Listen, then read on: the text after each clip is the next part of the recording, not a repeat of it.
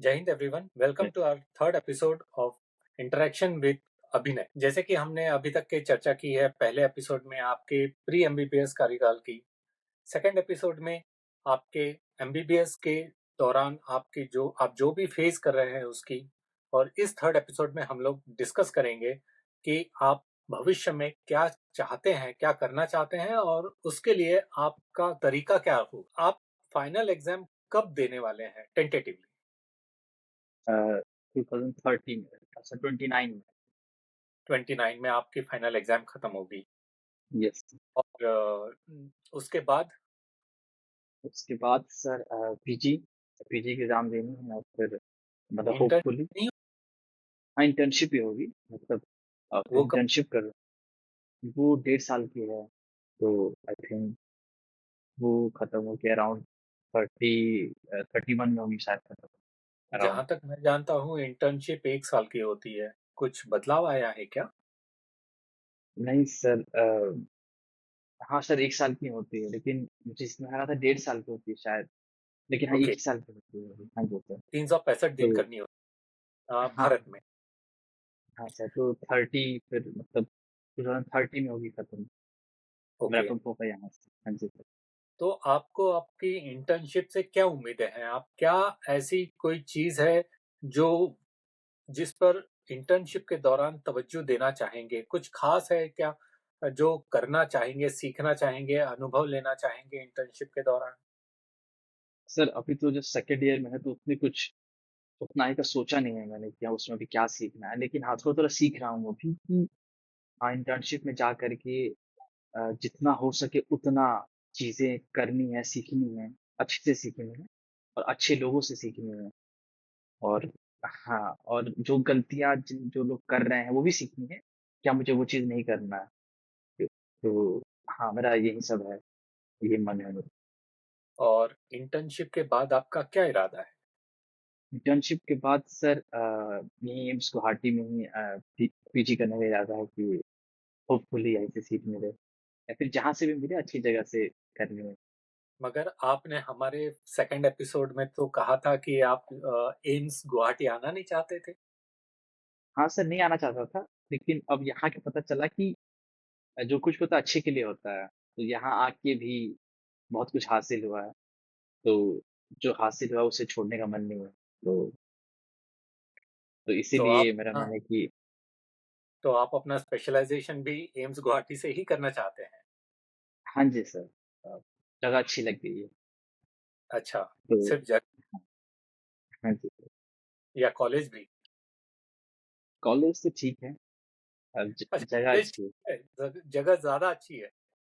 हाँ sir okay, ऐसा कोई एक खास विषय जिसमें आप अपना स्पेशलाइजेशन करना चाहेंगे अभी तक के अनुभव? पीडियाट्रिक्स पीडियाट्रिक्स में ऐसा क्यों? ये बच्चों क्योंकि पीडियाट्रिक्स क्योंकि मेरी मम्मा का एकदम मिसकैरेज हो रखा है।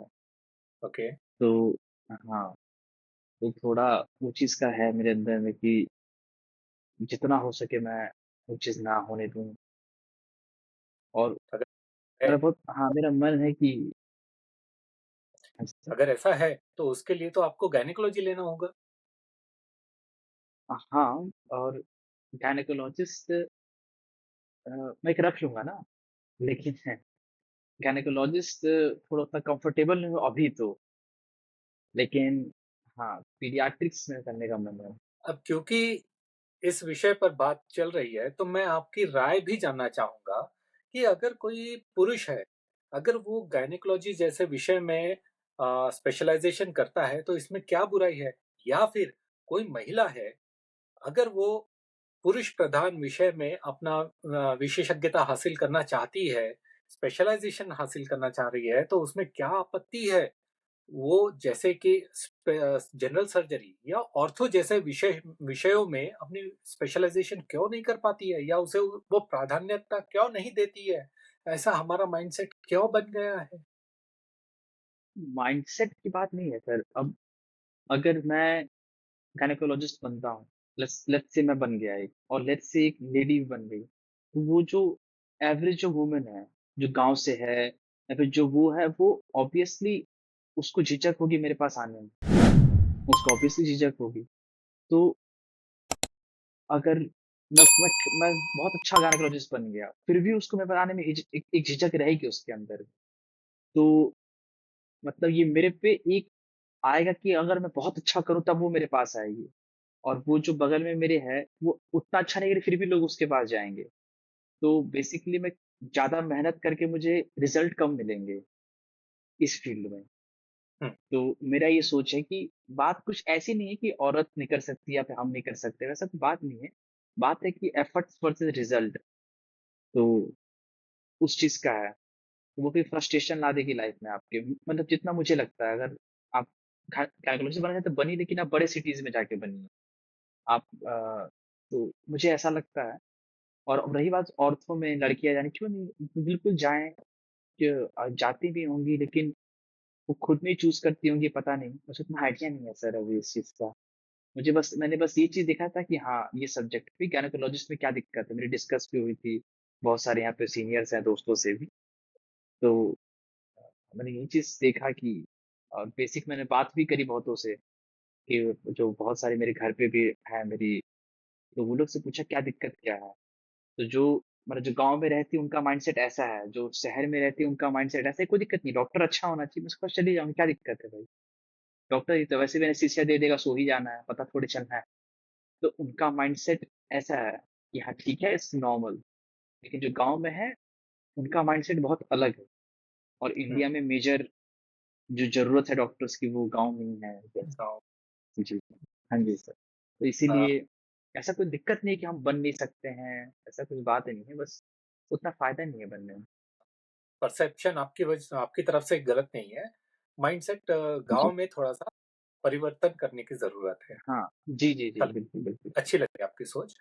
मैं ये जी। जानना चाहूँगा जो लोग एमबीबीएस पूरा करने के बाद अपना पेशा त्याग देते हैं, जैसे कि एमबीबीएस करने के बाद महिलाएँ आम तौर पे या तो गृहिणी बन जाती है या फिर ब्यूटी पीजेंट बन जाती है, मिस इंडिया हाँ जी, सर। या फिर पुरुष पुरुषों में देखा जाता है कि या तो वो बिज़नेसमैन बन जाएँगे या फिर पॉलिटिशियंस। हुँ, हुँ। तो इस बारे में आपकी क्या राय है? अ, मेरे ख्याल से कि अगर आप लाइफ़ में बहुत कुछ अचीव कर सकते हैं, तो आपके अंदर इतना टैलेंट है, तो आप कीजिए, हर चीज़ अचीव करना चाहिए हमें, जितना हम कर सकते हैं। आप एमबीबीएस हम कर जैसे मान लीजिए कोई एमबीबीएस किया और उसको किया उसने, उसने क्लिनिक बैठाए, लोगों की सेवा की और सबकी हेल्प-वेल्प करी। अब उसको उस चीज़ में उतना अच्छा नहीं लग रहा है, तो वो अपना स्ट्रीम उसने चेंज कर लिया, और ये कितना टैलेंट वाला बात है कि आप इस चीज़ पे इतना मेहनत की है, उस चीज़ को हासिल की है। फिर आप किसी चीज़ में स्क्रैच से मेहनत की है, फिर उसमें भी आप सक्सेस करें। तो ये मेरे ख्याल से मल्टी टैलेंटेड वाली बात हो गई। तो और ये काफ़ी एप्रिशिएबल है ये चीज़, मेरे हिसाब से, काफ़ी। आप किस तरह के डॉक्टर बनना चाहेंगे? चाहे फिर वो पढ़ाई में हो, नैतिकता में हो या अपने व्यक्तिमत्व में? मतलब मैं सबसे ज़्यादा टैलेंट बहुत ज़रूरी है, बहुत मतलब बहुत ज़्यादा ज़रूरी है कि आप टैलेंटेड हो। बाकी फिर सब कुछ बाकी फिर सब कुछ सेकेंडरी हो जाता है, कि आप कैसे, आपका बिहेवियर कैसा है। मैंने देखा है पेशेंट्स को कि एक डॉक्टर है जो कि एकदम थोड़ा क्रैक हो चुके हैं वो, मतलब वो बहुत गंदे तरीके से बात करते हैं पेशेंट, फिर भी उसके पास जाते हैं लोग। एक की फीस बहुत ज़्यादा है, फिर भी उसके पास जाते हैं और वहाँ से ठीक होके आते हैं। वो कहते हैं कि जैसा भी है भाई ठीक कर देता है। तो प्राइम मेरी गोल है कि काफ़ी अ, चीज़ें हासिल करूँ, एक्सपीरियंस और ढंग का बनूँ, या मतलब टैलेंटेड बनूँ काफ़ी ज़्यादा, और बाकी सबकी दूसरी की टूट-खोरी नहीं मचानी है। मतलब मेरा जो ये है कि ठीक है घर पे, ठीक है घरवाले सर्व सक्षम है कि हाँ, आराम से बेटा जीवन जी लेगा, खा पी लेगा। तो उतना नहीं करना है कि आप लूट रहे हैं किसी को, हम लूट रहे हैं किसी को, वैसा मुझे नहीं बनना है। तो वैसी मेरी सोच है। जी। आपकी नज़र में एक डॉक्टर के लिए असली सफलता क्या होनी चाहिए और क्यों? सैटिस्फैक्शन, डॉक्टर आपको कुछ भी कर रहे हैं, आपको उसमें खुशी और सैटिस्फैक्शन मिलना चाहिए। तो हमारी खुशी अगर इस चीज़ से है कि जो पेशेंट मेरे पास आया, जिसको हम देख रहे हैं, उसको मैंने ठीक कर दिया। तो अगर आपको उससे खुशी मिल रही है, तो आपके लिए वो सबसे बड़ा सैटिस्फैक्शन है। अगर आपको किसी को पैसे कमा के खुशी मिल रही है, तो उसको वो चीज़ करना चाहिए। लेकिन एक थोड़ा मन में रहना चाहिए कि आप जब सोने जाएँ रात में, तो आपको ये ना आप गर्व से किसी के सामने कह सकें, सोने क्या है मतलब जब बाहर कहीं बात-वात करें, आप किसी से गर्व से कह सकें कि हाँ, जो भी मैंने पैसे कमाए हैं, वो मैंने मेहनत से कमाए हैं, वो मैंने किसी को लूटा नहीं है। तो आप लोगों की आँखों में आँखें देख के बोल सकें ये चीज़ कि हाँ, मैंने लोगों की हेल्प की है, मैंने मोरल तरीके से चीज़ें की हैं, किसी को तकलीफ़ नहीं दिया है मैंने पैसे कमाने के चक्कर में। तो और मेरे ख़्याल से वो एक बैलेंस होना चाहिए। ओके, क्या आपको लगता है कि अभी तक के आपके कार्यकाल में अपनी ज़िंदगी में कहिए कि आपने सफलता पाई है? हाँ सर, मैंने सफलता अचीव की है बहुत सारी, पर्सनल, एकेडमिक बहुत सी चीज़ें हासिल की हैं। तो पर्सनल हाँ, पर्सनल अच्छे दोस्त कमाए हैं मैंने, जितने लाइफ़ में हैं मेरे। हाँ, तो वो ऐसे हैं कि मतलब उनकी तारीफ़ जितनी करो उतनी कम है और माँ-बाप तो मिले ही हैं, वो तो भगवान ने दिए हैं। तो ओके, उन्होंने तो मतलब हाँ, तो मैंने वहीं और एकेडमिक्स में वही सिलेक्शन और फिर आगे भी चीज़ें भगवान करे हों मेरे साथ अच्छी। यकीनन आप चाहेंगे तो ज़रूर होगा। तो आप हाँ, आगे सिर्फ़ एकेडमिक्स में ही रहना चाहते हैं या फिर आप कुछ एक्सप्लोर करना चाहते हैं कि जैसे सुपर स्पेशलाइज़ेशन या हायर स्टडीज़ या रिसर्च के लिए आप देश के अलावा आप देश के बाहर भी जाना चाहेंगे? पहले तो मेरा मन है कि मैं सुपर पीजी करूँ अच्छे से और फिर मेरा टीचिंग करने का मेरा बहुत शौक है। बहुत मेरा मन है कि मैं मतलब चीज़ों को हार्ड चीज़ों को आसान बनाऊँ। तो वो मेरा बहुत शौक है मेरा उस चीज़ का। तो मैं उस चीज़ पे करना चाहूँगा। हुँ। जैसा आपने पहले हमारे सेकंड एपिसोड में कहा था कि कुछ असामाजिक तत्व होते हैं जो एम इमरजेंसी में आकर, हॉस्पिटल में आकर ड्यूटी डॉक्टर्स को मारते मारते हैं, पीटते हैं और उनके साथ दुर्व्यवहार करते हैं। तो यस सर। ऐसा जो लोग करते हैं या फिर उनको या फिर जनरल पब्लिक को आप क्या संदेश देना चाहेंगे? संदेश ये देना चाहेंगे कि अगर कोई डॉक्टर आपसे सही से बात नहीं कर रहा है, तो उसका मतलब ये नहीं है कि मतलब वो इंसान उसमें वो आपका इलाज नहीं कर पा रहा या फिर वो नेग्लिजेंस कर रहा है। वो जस्ट ओवरवेल्म्ड है उस चीज़ से, जो भी चीज़ उसके अराउंड हो रही हैं। कोई भी चीज़ हो सकता है, उसके पर्सनल लाइफ़ में भी प्रॉब्लम होगा। तो ये डॉक्टर हमारी रिस्पॉन्सिबिलिटी है कि हम अपना पर्सनल लाइफ़ को प्रोफ़ेशनल में ना आने दें। कि कई बार अगर मान लीजिए आ भी जा रही हैं, तो पब्लिक को ये चीज़ समझना होगा कि वो अपना काम कर रहा है अच्छे से। तो अगर वो थोड़ा ऐसे बात कर रहा है, तो इसका मतलब ये नहीं कि वो काम नहीं कर रहा था, वो काम कर रहा है। तो लेकिन आई गेस पब्लिक को समझाना बहुत मुश्किल है क्योंकि जो नॉर्मल क्योंकि होता है ना उस समय आपका जो इंसान अपना बेस्ट बिहेवियर पे नहीं होता है उस टाइम पे, तो आप किसी को कितना भी समझा लेंगे वो नहीं समझ पाएगा। तो आई गेस हमें अपनी तरफ से ही करना चाहिए और तब ये तभी जाके ये जो मैटर होते हैं ये मारपीट वाले ये सॉल्व हो पाएँगे। और अगर मारपीट हो गई है, उसके बाद स्ट्रिक्ट कानून होना चाहिए कि ये चीज़ ताकि वो थोड़ा मन में डर रहे, वो चीज़ रिपीट ना हो लोगों के।